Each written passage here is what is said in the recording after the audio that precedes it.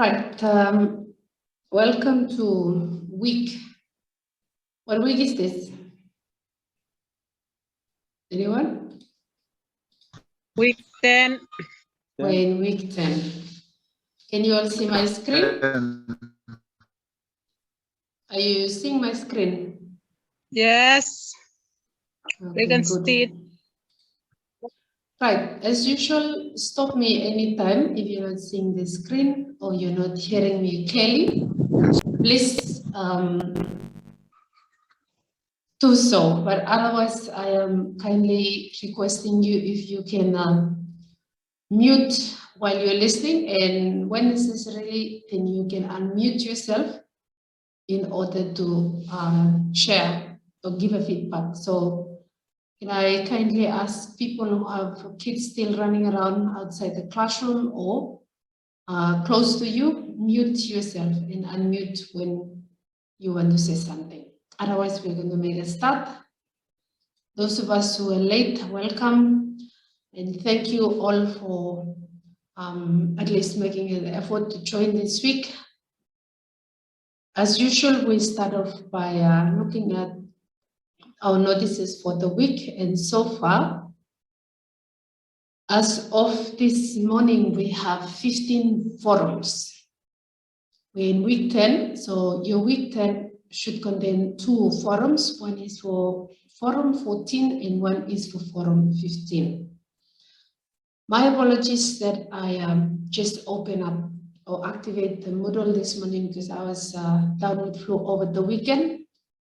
And I've just opened up the last topic, sorry, the second topic for this week this morning. So week 10 content is open and it's pending completion of task from week 7 for those of you, or those of us who have not completed the other forums yet.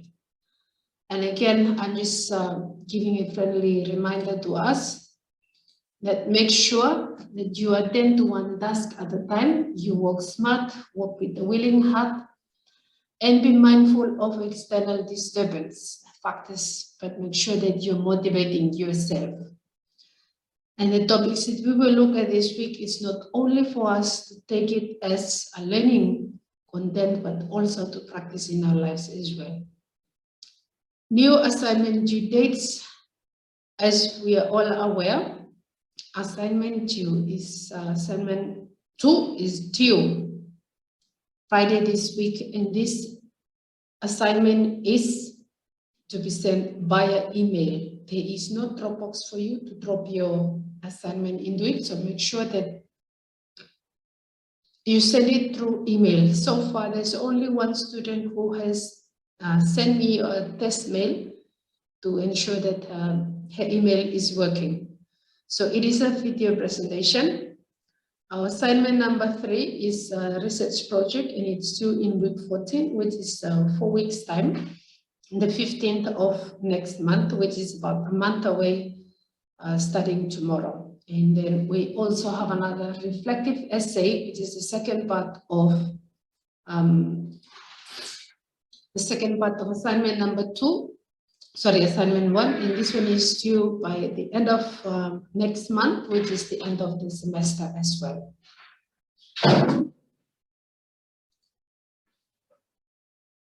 So this slide that you are seeing right now is just a reminder of what you should have already have prepared. You have to compare 2 theories. Last week I was explaining an example between Gestalt psychology and social learning theory. You are given the freedom to choose any 2. And after you have typed up your assignment, you can convert it into export it, or you can use PowerPoint slides. By now, you should just be editing and you should be completing your work. I also have people calling me and asking, are we only going to send you the video? I am encouraging you to send me the video that you have recorded yourself, and also if you can send me a copy of your slide presentation, so that in case your voice is low, the volume is low, or while explaining, you may have walked in front of the PowerPoint presentation and you block my view or the audience view, I can still print out your slide in order to follow and you don't lose mark. But just make sure that your presentation is clear, the volume is loud, the background is not too much noise, and it's just you and your presentation. And feel free to use gesture. That means you're talking and you want to point or whatever, do so, as long as we can still see your face. And yet the presentation has to be done by you and in English. Are we clear? So I look forward to receiving them this Friday or Saturday or Sunday. Just send me via email and don't go to the chat group and say, Madam, have you seen my assignment? I will respond to each and every one of you to inform you that I have received your assignment. So if you're seeing this screen, number 6, send via email. That is the email address that you should use to send it to me. Do not use my personal email address or the government one. Use this one here. effrel.morris@vite.edu.vu, because this one here, the Microsoft Office, has more space than the other ones. So in case your video has taken more than 10 minutes, if you're sending through the other emails, it won't accept it, but this one will. So just make sure that you have everything ready and don't wait until the last minute to do your recording. By now, you should already begin your recordings, and probably tomorrow and Thursday, it should be your editing and ready to be sent. Right, so we jump straight on to a new topic for this week, major topic 4. We have completed major topic 1, 2, and 3, and this is the second last one, major topic 4, which is called Thinking and Motivation Theories. Under major topic 4, we have 4 subtopics. First one is metacognition. The second one is critical thinking. Number 3 is creative thinking. And number 4 is problem solving. Because of the time constraint that we have for this topic, we will have 2 subtopics this week and next week. And they are components of thinking and motivation theory. So we can call them processes or we can call them minor theories. So this week we will be looking at metacognition and critical thinking. Right, so we start off with metacognition. Can anyone, before I jump on to our learning outcomes, has anyone seen the term metacognition before?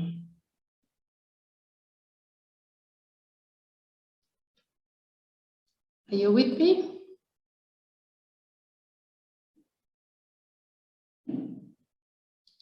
Or people have gone to sleep? Okay, you have all unmute yourself. That is okay. Right, so learning outcomes for metacognition processes. The first one is you should be able to discuss the cognitive and metacognitive processes. You should be able to use the complex thinking principles and strategies for effective teaching and learning. And you should be able to recognize the complex thinking principles and strategies for effective teaching and learning. And you should also be able to share the principles of complex thinking skills with others. Right, so what is metacognition? Metacognition, there are 2 terms. One is meta, the other one is cognition. So because we have seen cognition before, we know that cognition refers to a range of mental processes or relating to how our minds acquire, they store, they manipulate, or we retrieve information. Meta means it's derived from the word beyond, or it's a Latin word for getting to know. It's like something on top of another. So think of a layer of cake, we can say metacognition is related that way. So it's a thinking upon thinking. Right, so before people began to note down what we know about metacognition, Spinoza from 1632 to 1677, he stated that if someone knows something, then he knows that he knows it. At the same time, he knows that he knows that he knows. So it's like, you know, something on top of another.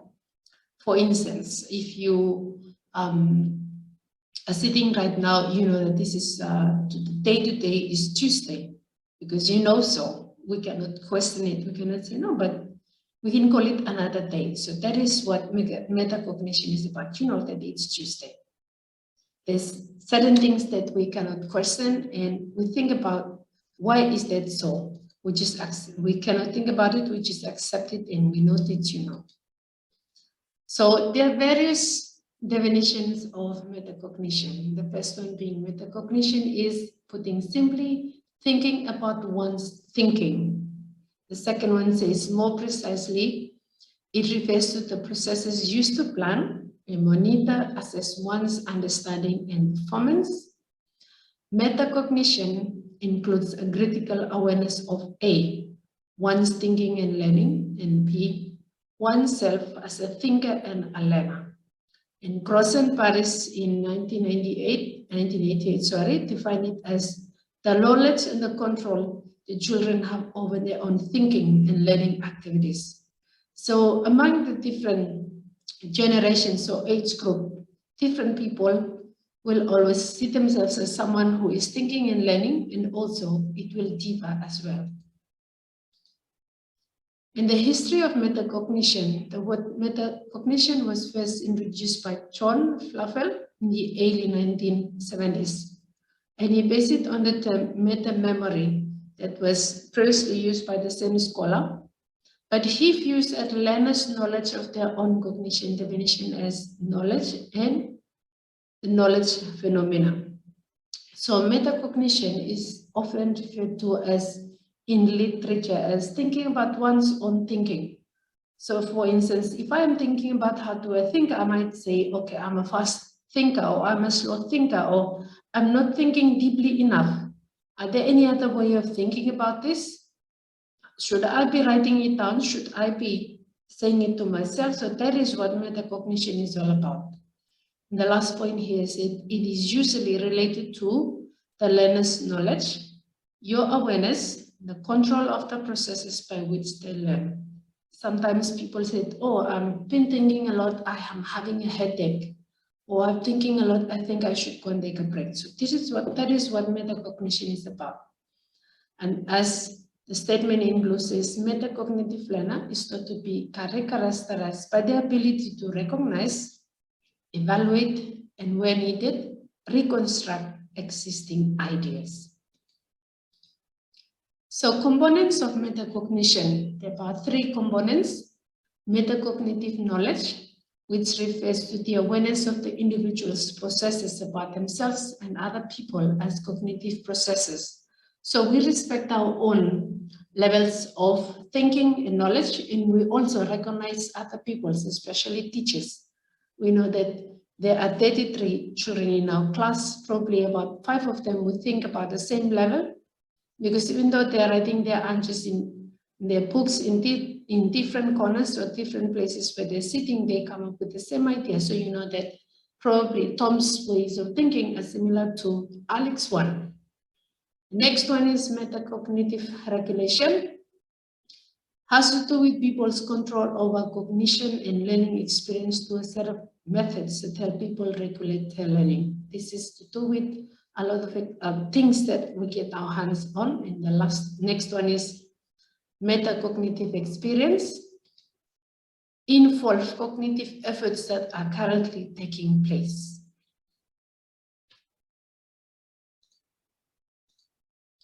So we have components and we have types. Now we're looking at the types of metacognitive knowledge. The first one is called the declarative knowledge. When you know something, you talk about it, or you produce it, or you use it for something else. In declarative knowledge, it refers to the factual information that we know and can both be spoken or written. This is also the knowledge about ourselves as learners and about factors that can influence our performance. For instance, Like I was referring to, the day is Tuesday, then we cannot dispute it because we know the days of the week. So that's a declarative knowledge or a factual knowledge. You know that 1 + 1 = 2, and there's nothing that can cause us to say that no, but how can you prove it? Next one, the procedural knowledge. It refers to information on how to do something or how to perform a procedural step that takes up a task. A high degree of procedural knowledge allows us to perform tasks more automatically through a variety of strategies. So if you know how to do something, for example, navigate your way around Moodle, this is an example of procedural knowledge. First you do this, then you do the next thing. Different types of cooking or ways of doing certain things that you are aware of, driving a car. Is it the same as someone calling upon you to drive a plane or a ship? I don't think so, because they demand a higher degree of procedural knowledge to allow certain people to perform certain tasks. And the next one is conditional knowledge. It refers to the knowledge about when to use a procedure, a skill, or strategy, or when not to. Such knowledge allows us to assign optimal resources for various tasks. Very similar to procedural knowledge, but it only requires certain times and certain places, or even certain people with a particular skill to operate or carry out that particular task. So when we come to combine the metacognition and metacognitive knowledge components of it, they are almost the same thing. Declarative knowledge, you know, certain things, abilities, and factors that affect our own performance. For instance, someone might really like or know how to read really well or really fast, and they can take notes while they're writing, but they cannot write when people are around them. It's only something that they own it personally, and their abilities, they know their strengths and their weaknesses. In procedural knowledge, the knowledge on how to do things, knowledge on how to execute skills. And the next one, conditional knowledge, knowledge on when and why to apply cognitive acts, and the knowledge on when a strategy is appropriate.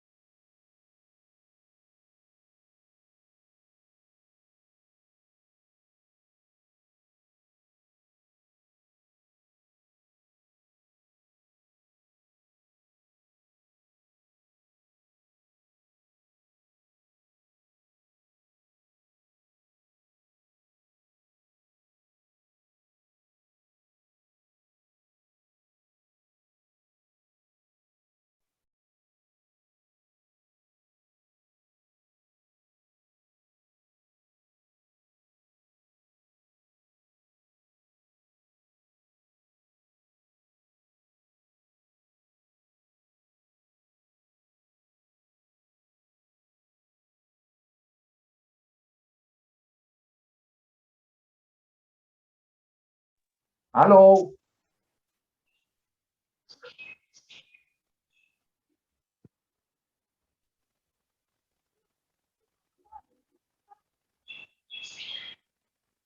Hello. Hello. How about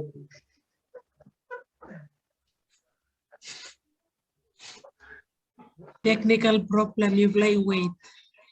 okay? Technical problem.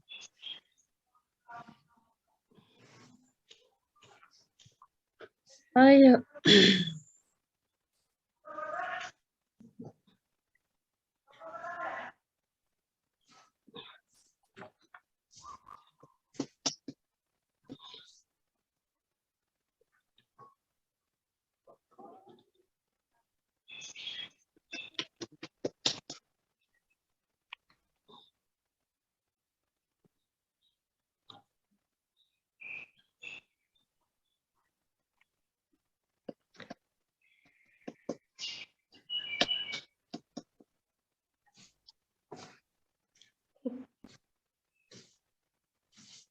Mr. Carrier, good afternoon.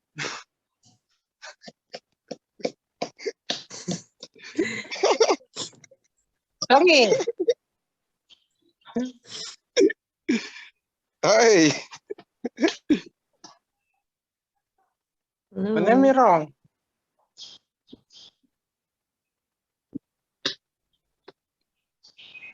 Terang kan dong.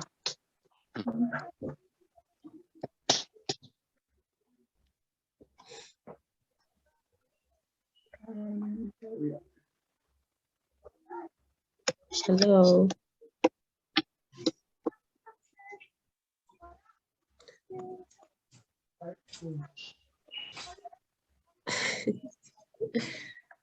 Oh, ya weh.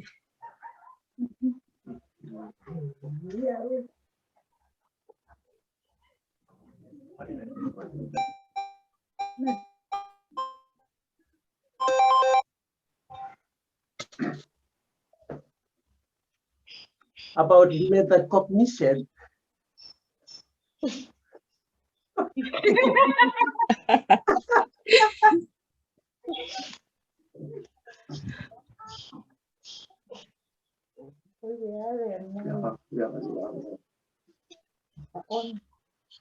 Hey, while waiting, you play in some more video presentation with Lavinis.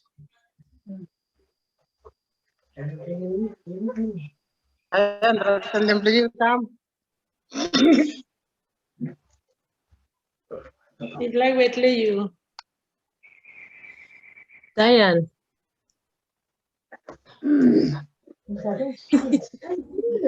Oh, Mimi no mo sabi na sa bang mega mo sa one name.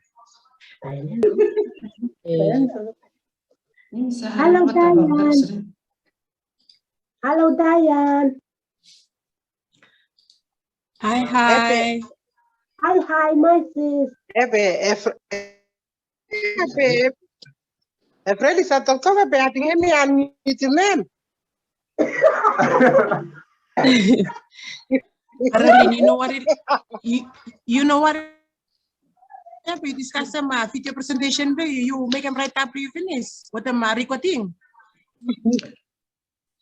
Mr. Wedley, before I start meeting from finish, Krupla Central School. Hey, hello. Hello. Everyone, you hear me? Yes. No, sorry. Right, yeah. what's going on? I'm going back to Madam Effrel. Then you will like go ahead. Permit you will everyone, please. Okay.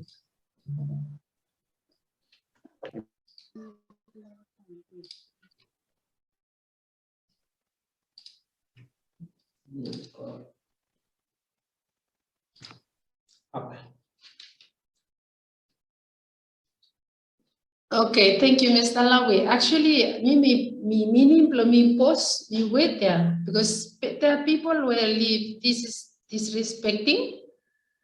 I was still talking and they were interrupting, greeting each other and talking about assignment. That's why me post. So either if this attitude continue, probably we will stop having Zoom after you like carry on normal. So please, next time by no more happen by again, have some respect, just like you command respect in your classroom. This is my classroom, so when it's my turn to talk, please do not interrupt. Tana people, Tonga people, and other people around Port Vila. Have some manners. Thank you.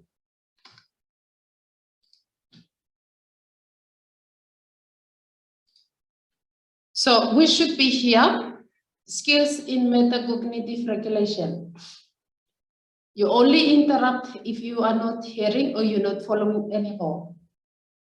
So skills in metacognition regulation, there are 3 important skills in metacognitive regulation. If you have this or you see it in your students or you need to develop it among your students, it is planning, monitoring, and evaluating. Planning involves suitable selection of strategies and the right assignment of resources. Monitoring includes awareness of understanding and task performance. while evaluating refers to the assessment of the final result of a task and the efficiency carried out during the task performance. So what exactly are these three skills here? When we give assignments or we give tasks to students, we need to give them opportunities of how do they plan what to do next. Instead of us telling them what to do all the time, they need to start brainstorming in planning. Are they going to start doing the task straight away, or are they going to be selective? What resources do they need? What other ways of solving the problem can they use? And also, once they have done it, they need to monitor. Okay, they need to know what this monitoring skill includes. And the next one is evaluating, is to make sure that the final outcome is what we expect them to do, or they're doing something else. So you're giving the freedom to a child or to an adult to plan, to monitor and evaluate on their own. So the strategies that we can use, research has shown that teaching students metacognitive strategies can improve learning. And among the different learning strategies that are commonly used when studying or doing homework, we are always using rote memorization, we're using homework, goal setting, monitoring, self-assessing, and regulating during thinking and writing processes. So what are examples of people who are actually carrying out metacognitive strategies? So for first one, they can say, I am trying to figure out, or what are the steps that I need to follow from here? I am wondering, what do I already know about this topic? Where do I get stuck when trying to solve this problem? Or why do I get stuck? What do I need to do more? This reminds me of, and what is the assignment asking me to do? So when you are asking those type of questions, it means you are thinking or you're using metacognitive strategies. Next one, when we are teaching, how and when we should teach metacognition. Teach students to become more strategic thinkers by helping them to focus on the ways they process information. For example, if a child learns by seeing, then it's best that we give them a lot of diagrams or pictures. If a child learns by writing, it means we give them stuff that they can write or provide opportunities for them to explore words. Teachers can encourage learners to examine and develop their metacognitive processes through self-questioning, reflective journal writing, and discussing their thought processes with other learners. And the next one, which is stated by Fogarty in 1994, he posits that metacognition is a process that spans 3 dimensions, like we have said. You develop a plan, and then you monitor their understanding and evaluate their thinking after completing the task. On the other side is just the steps of how you can allow a child to start practice a skill of metacognition. So in the summary of metacognition is that Fluffel, he proposed that good schools or our schools should be hotbeds or hotspots of metacognitive development because of the Excuse me, opportunities. Miss. Who is Excuse me, Mr. Efrel, interrupting we cannot see your screen. Are you sharing your screen? Are you sharing your screen? I cannot see what you're... I am sharing my screen. Can you hear my voice? Yes, I can hear your voice, but we can't see the screen. Oh my goodness. Is everybody experiencing the same thing? Yes. Yes. Yes.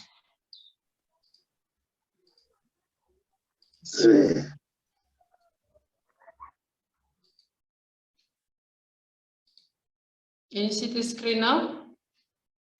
Yes, we can see it. Yes. Thank you. Yes, thank you.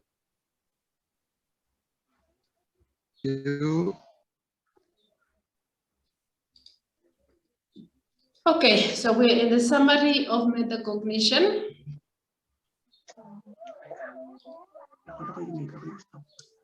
Fluffel stated that good schools should be hotspots of metacognitive development because of the opportunities they offer for self-conscious learning. This is merely stating that we as teachers should be allowing students opportunities and activities that they allow them to think about how they are monitoring, they are planning, they are evaluating their own work. Now, just for experience, sometimes when students move up to secondary schools, the secondary school teachers are complaining that these students, they're too passive learners. It is because we are not teaching them the skills of metacognition. So similarly, Paris and Winograd in 1990, they argued that students' learning can be enhanced by becoming aware of their own thinking. As they read, they write and solve problems in schools. And that teachers should promote this awareness directly by informing their students about effective problem-solving strategies and discussing cognitive and motivational characteristics of thinking. The last one is research affirms or confirms that metacognition skills can be taught to students to improve their learning. So what this is telling us that metacognition is not something that we can live it, or we just assume that students will take over time. We as teachers need to provide opportunities for students to practice even our own self. For instance, a few weeks have gone with people are saying that I cannot access my Moodle platform, or I cannot access the learning material. So instead of just waiting for someone to give you advice, what can you do for yourself? For people who have already done it, it means that you have been practicing some skills of metacognition. Or if you think that, for example, you're used to memorizing notes before exams, but then so much that you have memorized, but in exams, they're not working for you, it means you need to change your strategy of studying. And the same goes to the way we teach. If one strategy of teaching the whole class the same concept and it's not working, it means we need to re-strategize. Shall we move on to the next topic? Are you all seeing the slide? Yes. Okay. Yes, we are so following. the second topic is critical thinking. Critical thinking is still part of thinking and motivation theories. And in critical thinking, we are supposed to, by the end of this topic, we are supposed to differentiate critical thinking and creative thinking. We should be able to use the complex thinking principles and strategies for effective teaching and learning. We should be able to recognize the complex thinking principles and strategies for effective teaching and learning. And we should be able to share the principles of complex thinking skills with others. So what is critical thinking? Critical thinking is the intellectually disciplined process of actively and skillfully conceptualizing, applying and analyzing, or evaluating information gathered from or generated by observation, experience, reflection, reasoning, or communication as a guide to belief and action. So in short, critical thinking skills involve analyzing something in order to form a judgment about it. In this instance, it means our emotional judgment is brushed aside, but our professional judgment is included. So just to share, what is the difference between ordinary thinking and critical thinking? Ordinary thinking, not discipline in our thinking, we just accept things as they are. So just thinking as usual without any pattern. We're not so curious to know something, not looking for alternative possibilities, not ready to adapt some of the relevant information, and we accept facts without examination or analyzing of an issue. Whereas a critical thinker, they are disciplined in thinking. How? They go deeper and deeper with a set of information. They're curious to know anything they see, hear, or read. They are open-minded for seeing the possibilities to go deeper. Adapting information followed by a different approach, and also it requires proper time and consideration before arriving at a conclusion or a decision. So what are the traits or characteristics of a critical thinker?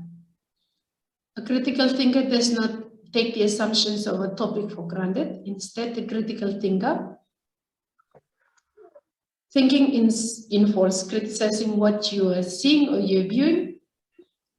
And people who use these processes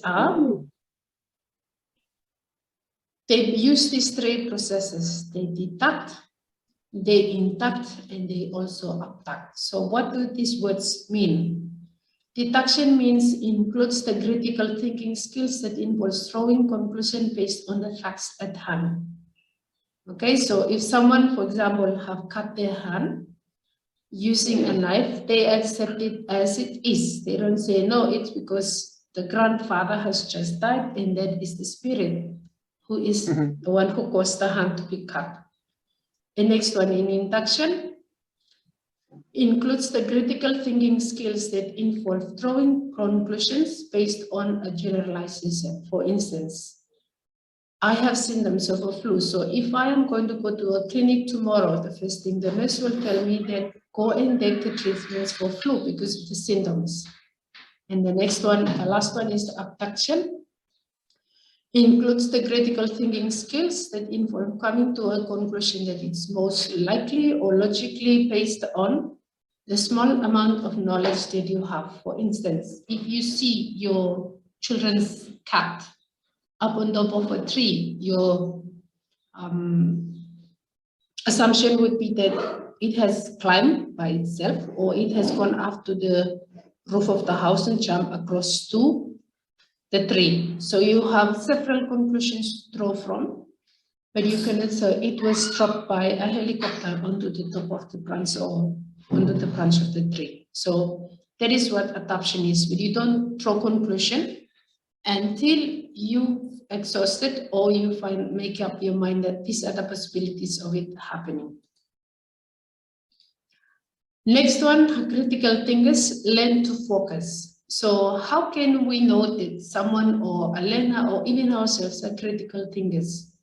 They learn to focus, they do not experience distractions, and they will typically use this. They acknowledge their limitations. Oh, I'm not really good in maths, I should go and see Telma to explain maths to me. So they know their limitations. They see problems as exciting challenges. I have a problem, but this is not going to put me down in my learning. I will use these challenges to push me forward.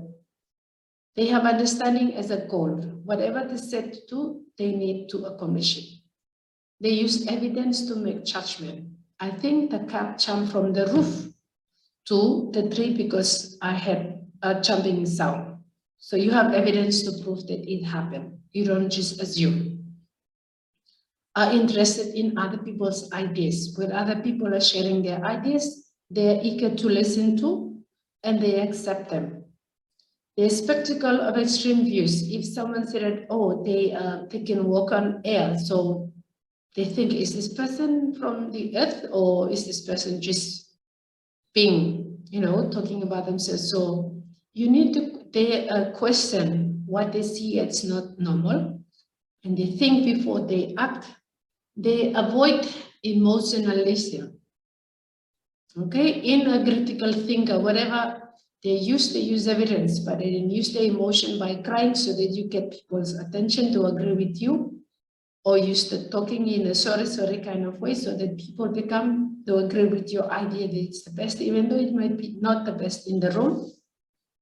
They keep an open mind and they engage in active listening.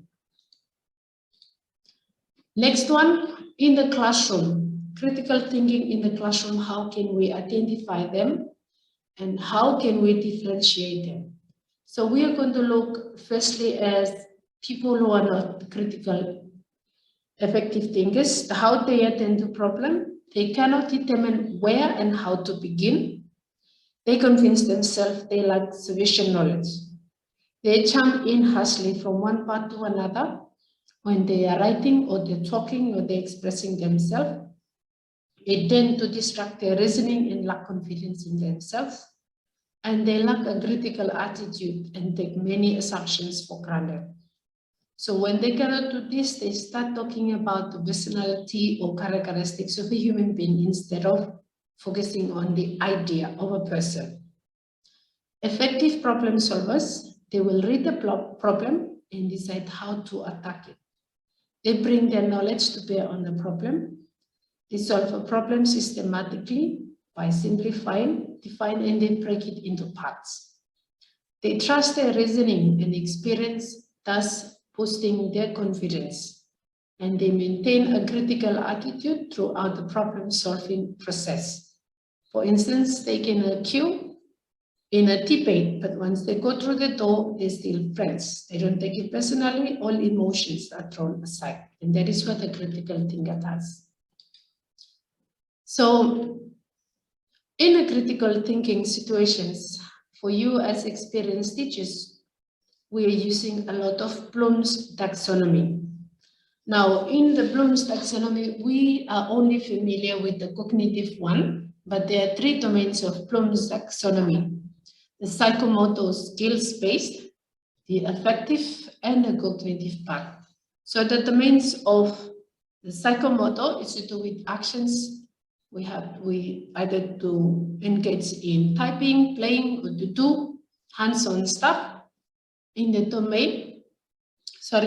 affective domain is to do with emotions and feeling, appreciating or motivation, feeling sad and stuff. They are categorized under the affective domain. And in the cognitive domain, where academically we are focusing a lot of, it's to do with how we think, our level of learning and memorizing and reasoning. So just so we're familiar with all this, in the psychomotor domain, there are several various, including how we do things, and the levels of the psychomotors can be reflex, the basic fundamental movements like you do in PE, perceptual abilities, our physical abilities, our skill movements, and non-discursive communication. In affective domain, the skills of the levels of learning in affective domain is receiving, we're responding, we are valuing, we are organizing, and it's also to do with characterization. And in the cognitive domain, we focus on this one because the process or the theory that we are looking at, critical thinking, falls under the cognitive domain. So the cognitive domain, which is created by Bloom's researchers, he says that this is where we begin by remembering and end by creating something. So when we are writing our own learning outcome, we are encouraged to use verbs instead of nouns, because they are actions that we are carried out every day, whether outside the classroom or inside the classroom. Now, just for reviewing purposes, in Bloom's taxonomy, we know that we use remember is the lowest level, where we define, we memorize, we repeat, state, and recall. In understanding, we classify, describe, discuss, explain, identify, locate, recognize, report, select, or translate. In application level, we execute, we implement, we solve, we use, we demonstrate, interpret, operate, schedule, or sketch. Analyze is to do with differentiate, organize, relate, compare, contrast, distinguish, examine, experiment, attribute. Evaluate, we appraise or argue, we defend, we judge, we select, we support, we value or critique. And in create, we design, assemble, construct, generate, develop, formulate, plan, and produce. In most of our assessment tasks, we are only using remember, understand, and apply. Why we are not using analyze, evaluate, and create, we will look at it during semester 2. It is simply because maybe we are comfortable with remember, understand, and apply, but we are limiting ourselves.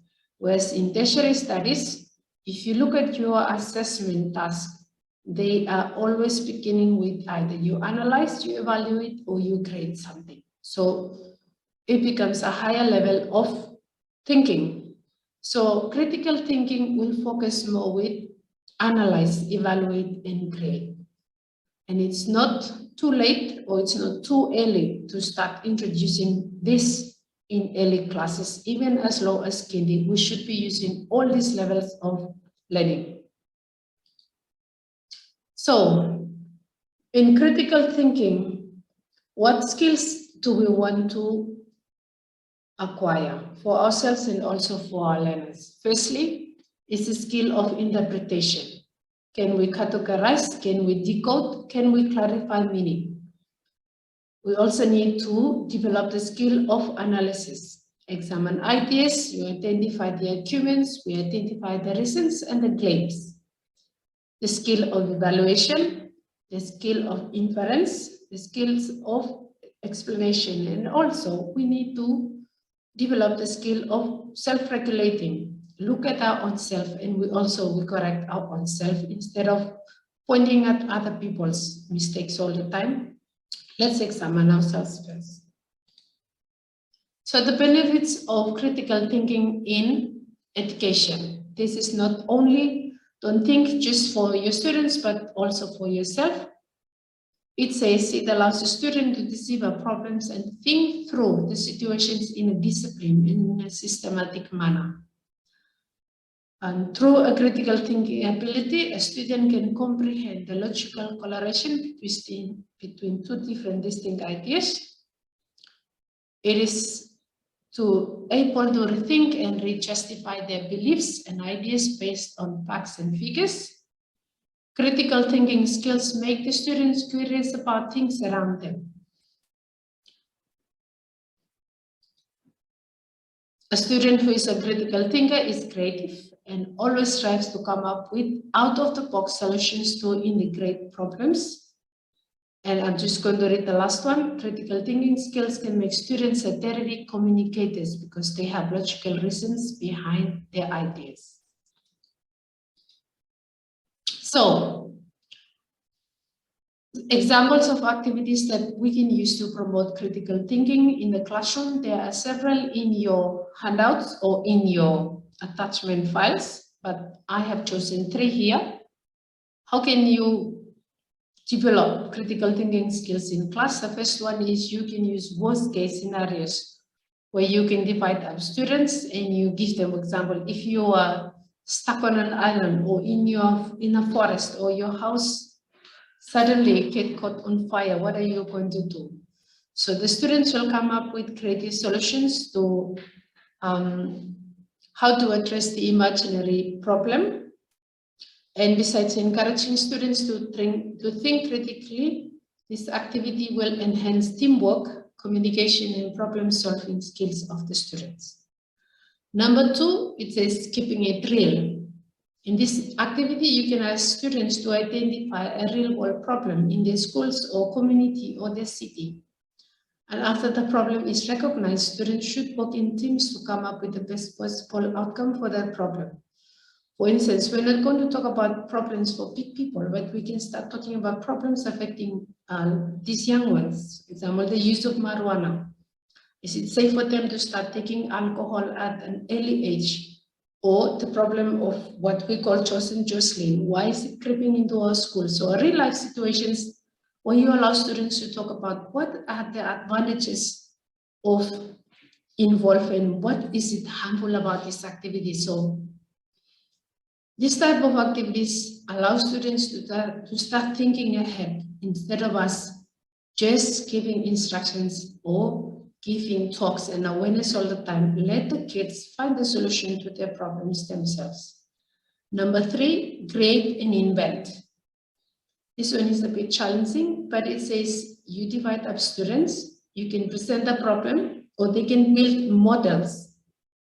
For instance, most times we allow students to build craters for coconut and lap whatsoever. How about you allow them to build something, for example, a water system or solar whatever that they need to do.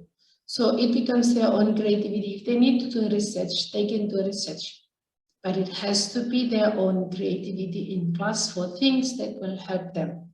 How about they create their own fork, knife, spoon, whatever, matches or whatnot. So that way, they are creating and they're inventing and they're practicing critical thinking skills in class that they can take away with them. So the summary for critical thinking. Critical thinking is aimed at achieving the best possible outcomes in any situation. I'm not going to read all this, but it's thinking about what is the future, but not what we can see. But it also, more importantly, our emotions is not involved in our decision. We keep it professional, and we respect other people's opinion. We're good listeners, and we are finding and using different ways of solving problems. This is our reference list in case you want to use it, but otherwise that is the end of our presentation for today. We have covered the topic of metacognition and critical thinking. In your readings, just before I finish off, in educational psychology, if you start reading it, facilitating complex thinking, it covers just about all the topics under major topic 4, metacognition, critical thinking, creative thinking, and problem solving. So if you have already started doing the reading, make sure that you complete them from page 183 to page 191, or you can take it further on to page 196 beside the other ones. Otherwise, that brings us to the end of my presentation. If you have any question or any comments, please feel free to do so.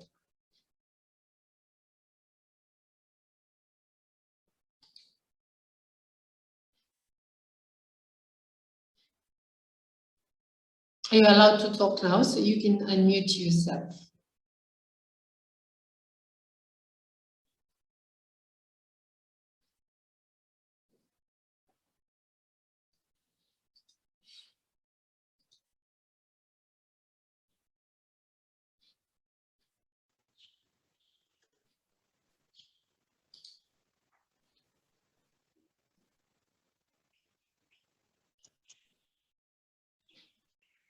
Anyone?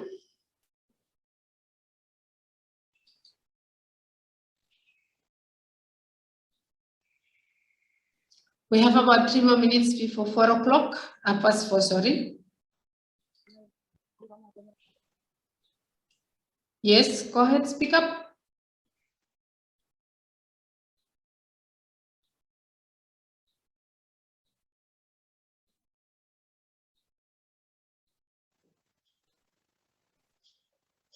Galaxy A11, I think. Or is it Diane? Anybody else who is talking? Who want to share something?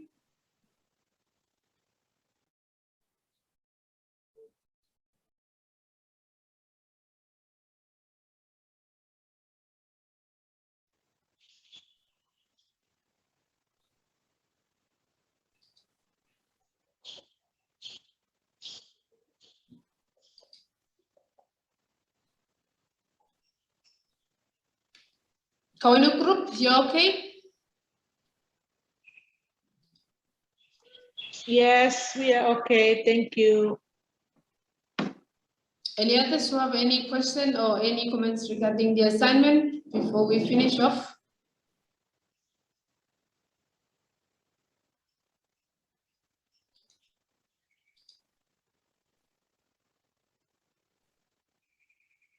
Everybody's okay with the assignment? Oh, someone's rooster is really loud.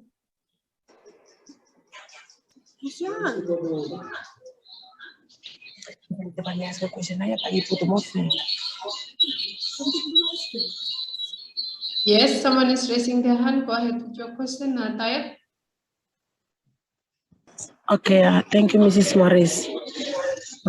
We just want to know about writing of our assignment that we are going to present it to you? Is it going to be in a bullet points? So we have to detail everything as we submit, and by different law, video presentation. Sorry. It could be the same thing, or it could be two different things. But remember, this is a presentation. So you can either use bullet points and send the exact same thing on the email along with your video presentation. Okay, thank you. Welcome, Tayan. Anybody else?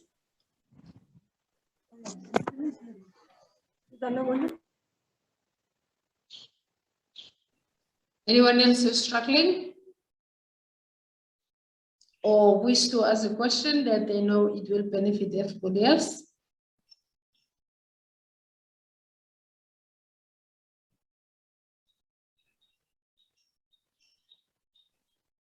No one? You're all good? Anna, Songi, Albert, Mrs. Sao, Galaxy A02S, Silas, you okay?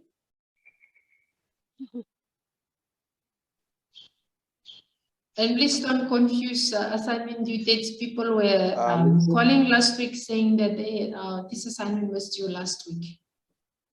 I said, no, go and read your, when you're not sure, you go to the Moodle and read the writings in red. It's like the writing on the wall from Prophet Daniel, right? So you can actually see it right in front of you when you go in the Moodle. Yes, whoever was calling out before, go ahead.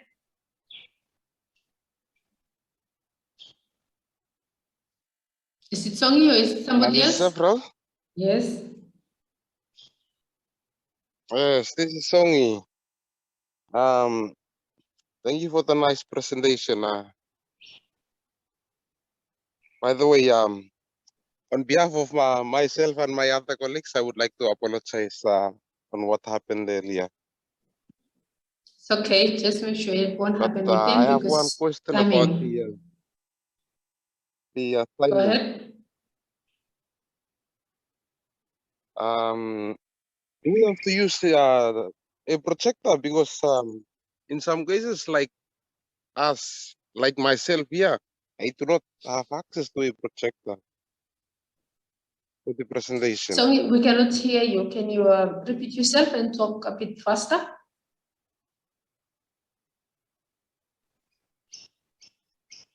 There is no. Okay, for the presentation, the assignment, do we have to use a projector? Do we have to use a projector for the presentation? The reason why we're saying you use a projector, because it will increase the sizes of your presentation. Because if you're presenting using a laptop and you're video recording yourself, how can we see what you are presenting? You see the difference? The projector enlarges the presentation. So that's why we're encouraging you to use a projector. But if there's no projector on your place, what other ways can you use? Anyone else who's facing the same challenge as Songi?